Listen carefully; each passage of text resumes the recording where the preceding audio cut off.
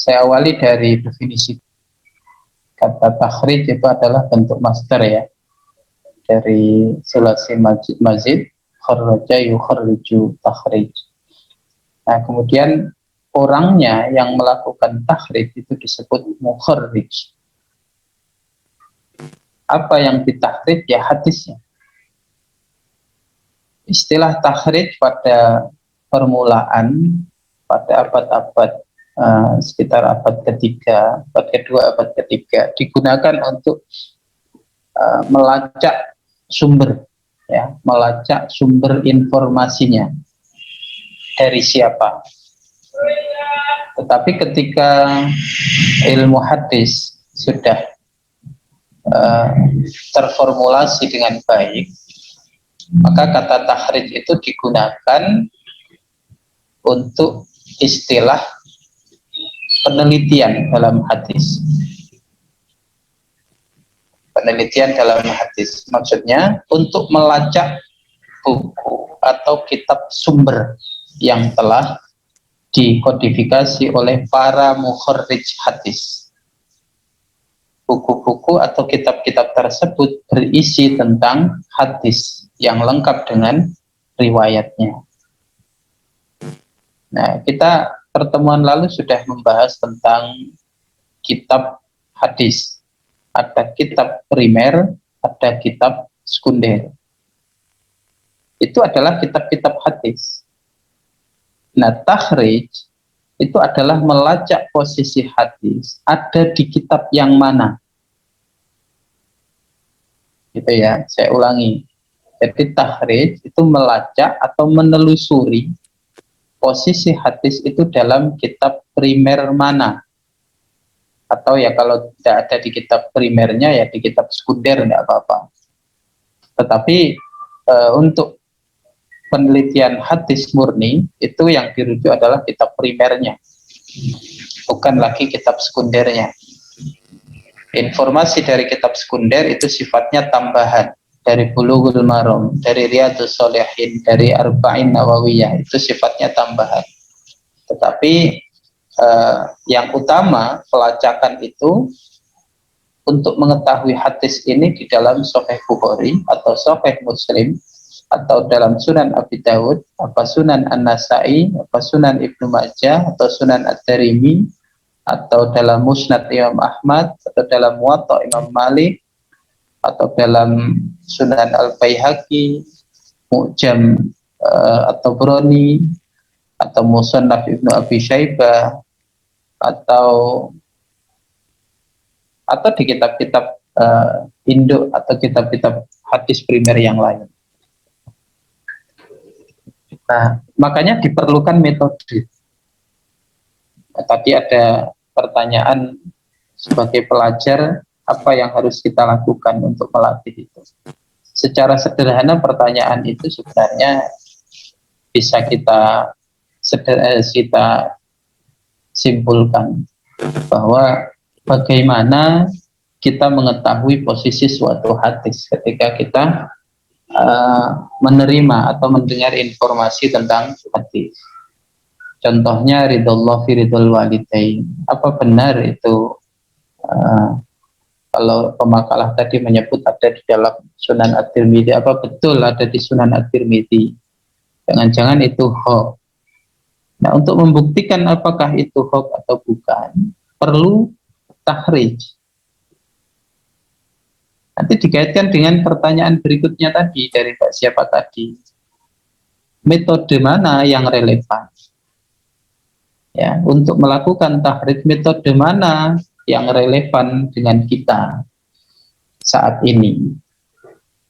Jawabannya semuanya relevan. Baik pelacakan atau takhrij melalui kata kunci nama perawi, melalui kata pertama dari lafal matan, atau melalui kata yang unik dalam redaksi matan, atau melalui sifat-sifat hadis atau kualitas hadisnya dan lain sebagainya. Itu semua relevan. Misalnya kita menerima informasi tentang suatu hadis, hadis tentang berbicara waktu sholat Jumat aja ya. An Abi Hurairah radhiyallahu an anna Nabiy sallallahu alaihi wasallam qala. Ya, gitu kan? Mas Taufik ini biasa jadi Bilal apa enggak?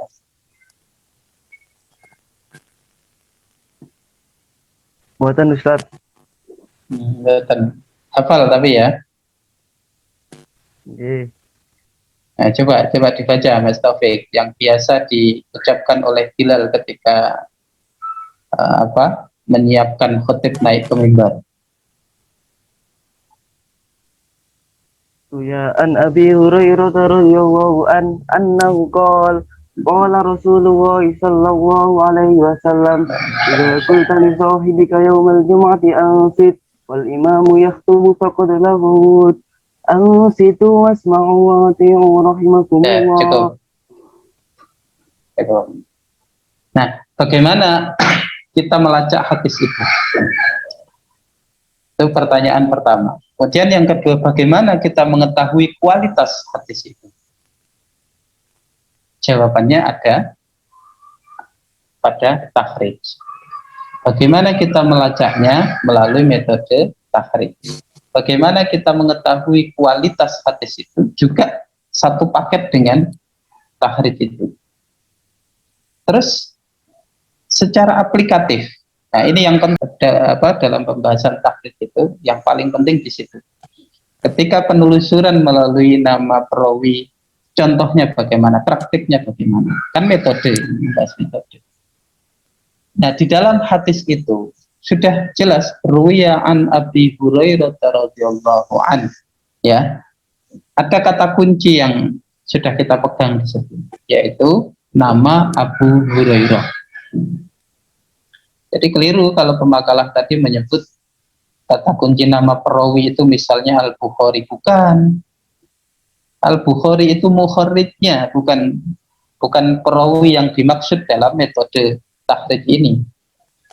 Bukhari, Muslim, Abu Dawud, Tirmidzi, Nasai, Ibnu Majah, Ahmad, Ad-Darimi, An-Nasai, siapa lagi? Al-Baihaqi, At-Tabrani, Imam Al-Hakim, itu adalah mukharrij. Atau kalaupun disebut rawi tidak masalah, tetapi rawi akhir. Rawi terakhir dalam sebuah rangkaian sanad. Rawi paling bawah. Jadi dalam rangkaian sanad itu yang menempati posisi tertinggi itu adalah sahabat. Makanya kalau disebut metode takhrij melalui nama perawi, yang dimaksud adalah nama sahabat, bukan nama mukharrijnya. Walaupun tidak masalah mukharrij ini disebut sebagai rawi, tapi kan rawi terakhir. Itu ya. Jadi rawahul Bukhari itu rawi terakhirnya. Nah, di situ sudah ada satu kata kunci yang dipegang. Tolong ini diperhatikan betul ya, karena ini metode berkaitan dengan bagaimana kita melacaknya. Ruya an Abi Hurairah, berarti ada satu nama di tingkat sahabat yang kita pegang, yaitu Abu Hurairah. Nah, terus bagaimana kita melacak hadis dengan kata kunci nama perawi? Kita perlu instrumen, kita perlu kitab yang bisa kita jadikan sebagai instrumen, sebagai media. Salah satunya tadi mu'jam. Mu'jam pun tidak semua mu'jam. Karena ada mu'jam atro, ada mu'jam sahabah, kemudian ada mu'jam al-fadh. Ya, diingat-ingat. Al-mu'jam al-mufahras li al-fadhil hadis, itu yang ada di situ adalah mu'jam itu kamus indeks ya. Kalau mu'jam al-mufahras li al-fadhil hadis itu berarti kamus indeks yang memuat potongan-potongan lafaz hadis.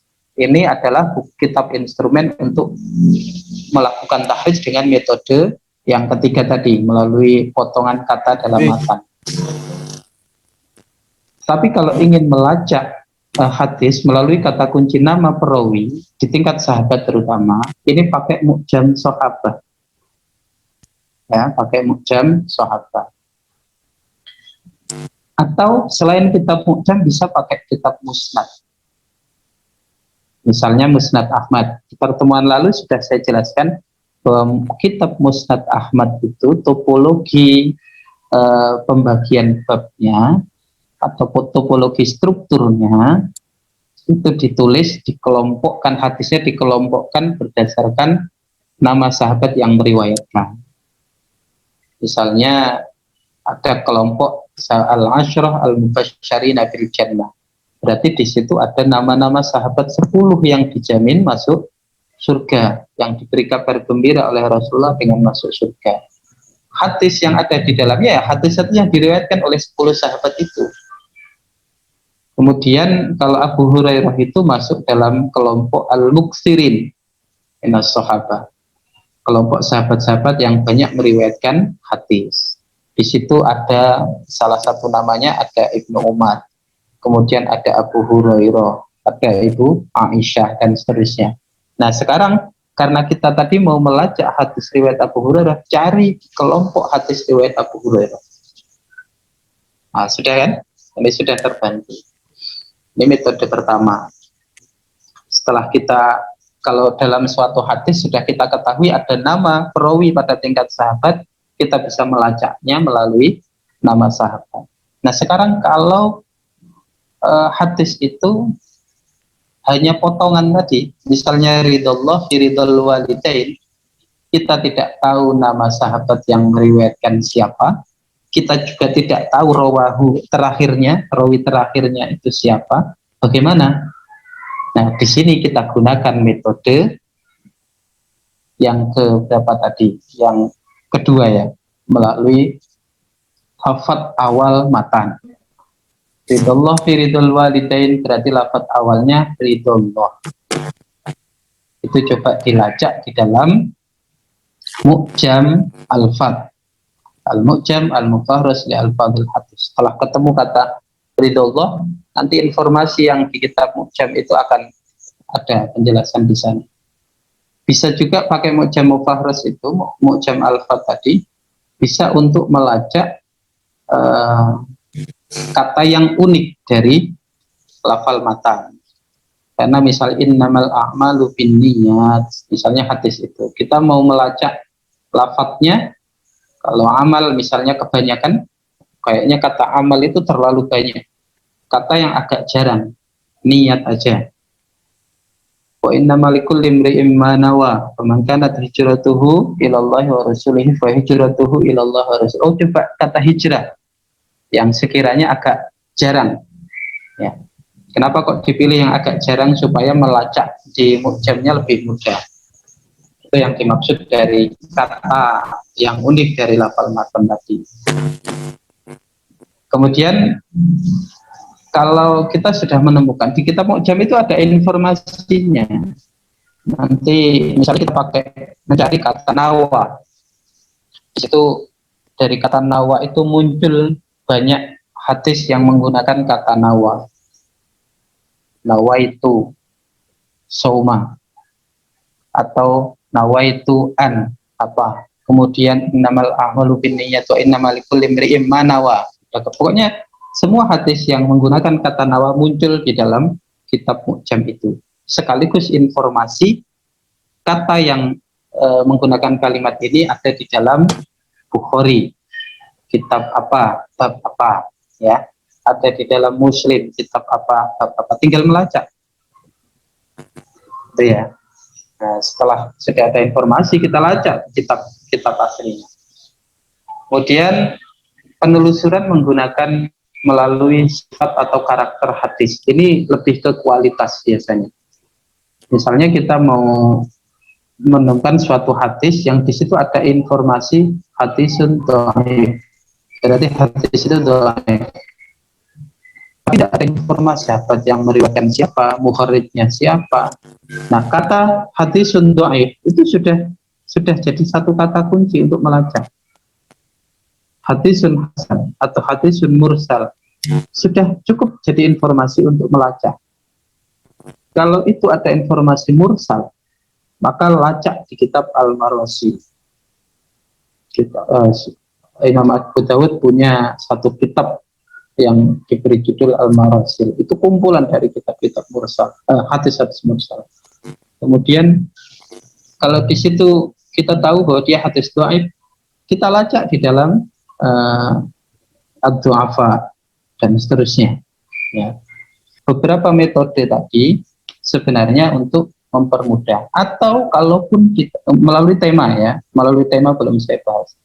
Melalui tema itu juga ada kitab instrumen, namanya kitab namanya Miftah Kunuzis Sunnah. Miftah Kunuzis Sunnah ini termasuk salah satu kitab instrumen yang bisa kita gunakan untuk melacak hadis berdasarkan temanya. Misalnya ada hadis la wudu aliman la salat aliman la wudu ala. Berarti kira-kira ini bisa masuk dalam tema sholat atau bisa masuk dalam tema wudu. Nah, kita cari di Miftah Kunuzis Sunnah.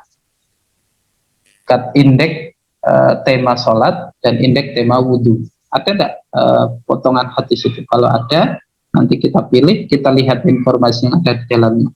Hadis ini ada di dalam Kitabus Shalah, kemudian bab keberapa. Berarti sudah ketemu informasinya. Berarti hadis ini ada di dalam Sahih Al-Bukhari, Kitabus Shalah, bab keberapa tadi. Ya, begitu. Itu berdasarkan tema. Jadi bukan tidak ngarang-ngarang sendiri. Tema hadis itu bisa dilacak melalui kitab-kitab instrumen tadi. Atau kalau tidak mau menggunakan kitab instrumen, bisa langsung ke kitab hadis primer. Karena di situ sudah dibagi berdasarkan tema-tema. Kitab hadis primer yang ditulis pengelompokannya berdasarkan tema kan sudah saya jelaskan minggu lalu. Ada Sahih Bukhari, Sahih Muslim, Abu Dawud, Tirmidzi, Nasa'i, Ibnu Majah, Sunan Ad-Darimi. Itu kan pengelompokan hadisnya berdasarkan tema-tema. Dan itu kira-kira saja. Kira-kira kalau la salat aliman la wudu ala, berarti kita cari di tema salat atau kita cari di tema hadis dalam kitab Sahih Al-Bukhari atau Sahih Muslim atau Sunan Abi Dawud. Tapi kan lama, harus buka satu-satu kitab. Tapi kalau melalui kitab indeks, kitab kamus tadi, Miftah Kunuzis Sunnah, di situ sudah terkumpul informasinya. Hadis ini ada dalam Sahih Bukhari, kitab ini bab ini ada di Sahih Muslim, kitab ini bab ini, kemudian ada dalam Sunan Abi Dawud. Jadi terkumpul dari kitab 9 itu, informasinya sudah kumpul di situ. Kita tinggal langsung melacak ke kitab aslinya. Yang berikutnya, saya rasa ini tambahan informasi terakhir tentang aplikasi ya. Atau tadi kalau disebut ada 5 metode oleh pemakalah, saya tambah satu lagi. Tambah metode tahrij melalui aplikasi. Ini yang belum disebutkan oleh pemakalah. Sekaligus karena tadi ada pertanyaan tentang bagaimana otoritas hadis yang ada di aplikasi. Bagaimanapun secara usia, aplikasi-aplikasi hadis itu masih sangat mudah. Kemungkinan untuk salah ketik, kemungkinan untuk salah tulis, itu masih sangat besar. Jangankan aplikasi, kitab yang usianya sudah berpuluh-puluh tahun, bahkan beratus tahun, kitab Turus itu kan lebih dari 100 tahun. Itu pun masih ada kemungkinan untuk salah ketik, salah cetak. Disinilah perlunya muqabalah. Dalam tradisi pesantren kan ada tradisi muqabalah. Muqabalah itu adalah mengkaji satu naskah dibandingkan dengan naskah-naskah yang versinya berbeda, cetakannya berbeda. Kitabnya sama, judulnya sama, penulisnya sama, versi cetakannya berbeda. Ketika dilakukan muqabalah, bisa jadi ketemu perbedaan. Dalam konteks hadis, penomoran itu saja berbeda. Ada sekitar 4 atau 5 perbedaan di dalam penomoran hadis. Makanya ketika kalian menyebutkan suatu hadis riwayat Al-Bukhari nomor 1000, bunyinya seperti ini, bisa jadi versi cetakan lain di nomor yang sama, di kitab yang sama, bunyi hadisnya berbeda. Nah, ini kalau tidak paham bisa jadi perdebatan yang rumit ini. Gitu ya. Jadi penting untuk melakukan muqabalah. Sekaligus jika sampai ke tahap tahqiq itu akan luar biasa. Kalau tahrij itu penelusuran sampai pada penelitian kualitas sanad dan matannya, kalau tahqiq itu lebih jauh lagi pada filologinya, lebih mengarah ke kajian otoritas teksnya, keasliannya, kemudian termasuk muqabalah tadi adalah tahapan-tahapan atau langkah-langkah di dalam melakukan tahqiq tadi. Jadi jangankan untuk aplikasi, kitab saja itu bisa jadi di dalamnya itu ada kekeliruan. Makanya dalam istilah ilmu hadis itu ada yang namanya tahrif, ada yang namanya tashif. Jadi ada kesalahan-kesalahan dalam kitab, penulisan kitab itu ada yang masuk dalam kategori tahrif, ada yang masuk dalam kategori tashif. Kalau tahrif itu penyimpangan teks, jadi ada perubahan teks. Tapi kalau tashif itu kesalahan cetak tadi, habbatus sauda, kok taknya baknya itu kebanyakan titik, jadi hayatus sauda, dawaun likulli da misalnya. Nah ini fatal kalau tidak paham, kalau tidak melakukan muqabalah. Ini terjadi tasfif di sini. Harusnya habbatus sauda, jinten hitam, tetapi di sini hayatus sauda. Artinya apa? Ular hitam. Lo kan fatal kalau diterapkan nanti. Habbatus sauda itu obat dari semua penyakit, illa syam, kecuali kematian. Tetapi hayatus sauda, ular hitam. Kalau orang tidak mau muqabalah, dia akan mencari ular hitam untuk obat penyakitnya, bukan malah sembuh, malah selesai, ya. Wallahu a'lam. Malah masalahnya apa? Karena tasfif itu tadi kesalahan cetak dan tidak mau melakukan muqabalah. Itu kitab yang usianya sudah berpuluh-puluh tahun, bahkan ratus. Apalagi aplikasi yang usianya relatif sangat muda. Makanya kemungkinan adanya kekeliruan itu tetap selalu ada. Disinilah perlunya muqabalah.